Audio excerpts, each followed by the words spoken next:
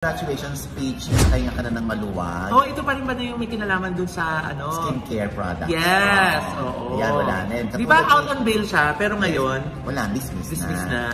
Katulad ni Nelly natin. Ganyan din yun kay Rufa May. Kaya ngayon medyo takot na yung mga artista ngayon pumasok sa mga kontrata. Lalo na may produkto, merong component ng investment. Pag may mga ganon, kailangan nakalatag doon na wala kaming kinalaman kung kumuha man ng investment sa ibang tao o sa mga pribadong individual, itong company na nag-sign ako. Kaya isang lesson din yan.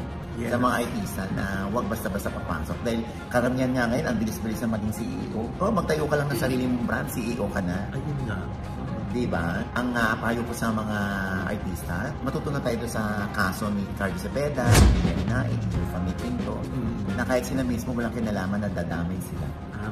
At saka basahin lagi ang kontrata. Yan ang laging bilin ni Nay Oji. Basahin ang nakalaman sa kontrata. Baka binibenta na pati kaluluwa. Yun.